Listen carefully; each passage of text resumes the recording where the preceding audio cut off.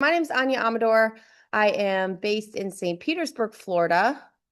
So that's what I was doing in the early 2000s. Let's see, I got over here 9 to 13.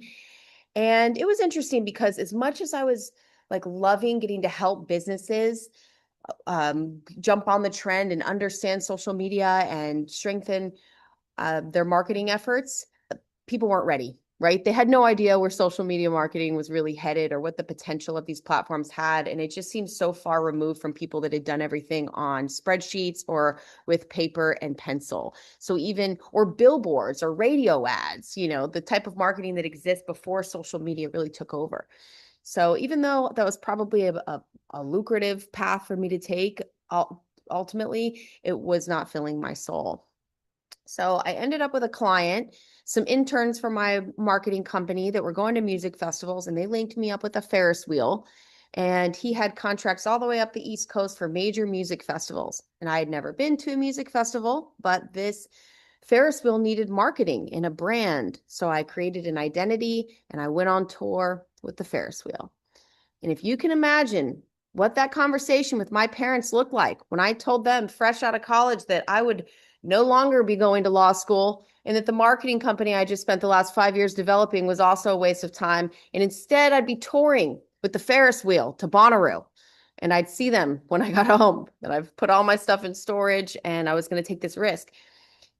And as crazy as it sounded at the time, like I knew there was some potential to reach a lot of people through art at these places where they were gathering for music. And all it took was one music festival for me to see that this is a perfect inlet to reach a concentrated group of people in a big way with my message through art. So I spent that first year going to festivals with the Ferris wheel, developing that marketing plan and getting some insight how I could join this community as a creator and a leader and facilitator and, bring something different. It's also worth noting when I was in school at Florida State that I was a mural artist. I discovered early on that you don't have to be the best at something like mural painting. You just have to be really motivated to go talk to people and put yourself out there.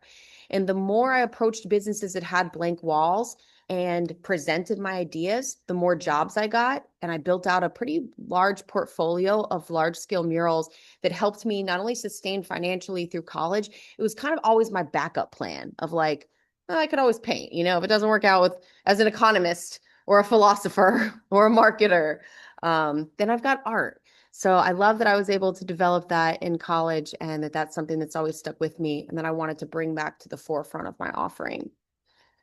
So each of these little times in my life, these chapters that I'm telling you about, have kind of led to me having this business understanding. And I've always been an entrepreneur throughout it all. With a community-driven initiative, I care a lot about other artists, and I want to make sure that the opportunities I have are shared, and that if I'm going up, everybody's coming with me. And the diversity of like, I haven't just been in the festival scene. I also did multi-million-dollar venues where I was painting on, stages. And then 2020 hit. And as we know, it was a crazy time because shows, the world, it all shut down. And the majority, like the core of my business model at that time was focused on live painting at festivals and events. So without that, next thing you know, I'm stuck at home and I'm not sure what the next move is. And I get a text from an artist named Veronica Rose that said, "Hey, Amanda Sage invited us to this thing called the Vision Train. All artists got to get on." And I'm like, the Vision Train? I mean, Amanda's an amazing artist. I definitely want to like be on a Zoom call with her or something. Is that what this is? So I log onto the train and I did not leave after that first time for all of 2020. The Vision Train became my home where I connected with so many other artists. It's the place where I found my voice and I learned how to share my ideas and all of my experience and knowledge in a way that I could see was profoundly touching other creatives. And it inspired the whole next chapter of really taking everything that I had accomplished up to that point and being able to present it in a way that other artists could benefit from through my workshops and a variety of offerings, but also through an independent platform that could help standardize and make accessible like all these systems that I've been building. And that's where Art in Session came along in 2023. I incorporated as a nonprofit. And the idea was that I can continue developing these back-end systems and coming up with protocols that help a creative business thrive. But what happens after I'm gone, or to the community that could also benefit from these same systems? And creating this space where we could, so many people joining. Welcome, everybody. Creating Art in Session is a platform that anyone can tap into and learn from and connect with other creatives, very similar to the Vision Train. Was a huge shift in my career. And here we are today. I'm still very passionate about combining creativity with smart business strategy. And I believe that every artist deserves the tools to thrive professionally. So that's just kind of my journey in a nutshell of how I got here. Some big takeaways are just that I'm an artist. That's what makes me good at supporting other artists, is I know what we need. And that's what separated me in the community, is like I was attending these events and having these creative opportunities, and I knew what to ask for. All right, guys, here we're getting into the real meat and potatoes of this presentation. Now you know who we are, what we do. Let me tell you how we did it and exactly what we did. Here's what's working. 4 foundational pillars all creatives need. Number 1, always that consistent wellness practice. Okay. Defining your ask. So just that discipline, the motivation and mental clarity, those are muscles. That's not a personality type. I always hear artists like, ooh, I'm not self-disciplined, right? I'm a crazy artist. And like in a lot of ways I can resonate with that. Like my studio's a mess, right? But I also know that a wellness practice can help us address some of those things. And that's really important that we have some tools to help us change that narrative. We're going to talk about defining your ask. That clarity around your needs, the cost, and what it will take moving forward is essential. We're going to talk about some organization and systems. Again, rewriting the messy, scattered artist narrative, and that anyone can build new habits, develop new systems, and adopt that routine. We are all capable of that. And then some team building and development. Like artists often feel alone and we don't like to ask for help, but being able to ask and offer it, that's a superpower. And we're going to talk about why that's one of the 4 most important things of a thriving business, of like when to know that that's not on you.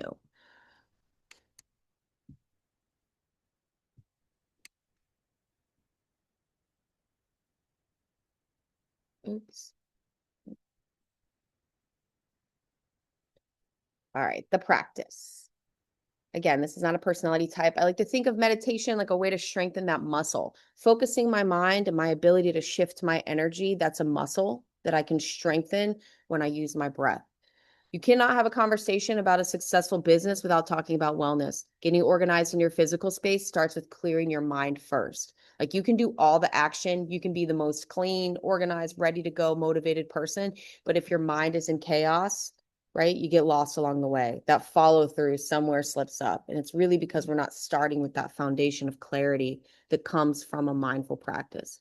So I like to do mine in the morning, and I call it the morning ritual because ritual to me sounds like something consistent, right? It's something I'm committed to, that I'm passionate about. People don't usually do rituals because they have to. They do them because they want to. They want to connect in that powerful way, and that comes with a routine.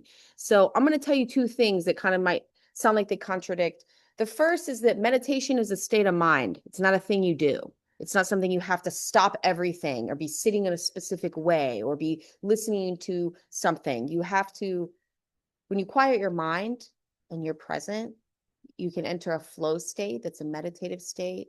Some of you go there when you're painting or driving. Many can use their breath to get to that state of calm. And practicing doing that is going to strengthen that muscle. So I like to move my body first, get some energy going, since I am like a very action person. If I just wake up and go right into meditating, there's resistance there for me. It's something about like right when my eyes open, I feel the need to like get to it. So if I just start with a stretch, right, before you get to it, making that time, that buffer zone of like, okay, if I need to move, let's start with movement in my body. I'm feeling that energy move. Let me take some conscious breaths. It doesn't have to be a 20-minute meditation. Maybe today I've got 5 on it, right? And that's going to be okay, because consistency, even in small increments, develops strength, right? And then a visualization practice, it really goes hand in hand with any kind of movement and meditation, is what we talked about earlier, that deliberate creation. I want to not just get there in my body, I want to be there in my mind first. And I'm practicing what that feels like in the positive present tense. It's not a to-do list. I just grab a quick piece of paper. That's me. I'm ready, focused, excited, motivated. Whatever those feelings are that I'm wanting to practice, I'm writing them down so that it goes from my mind to the pen to the paper, and I can align with the frequency, the energy of that feeling. So it's like you're kind of summoning it in your body by writing it down. So 3 parts, a little movement, some breath work, and a visualization practice. So I kind of took that last year and just have shifted my practice to be less about the creating and more about the materialization through my own energy.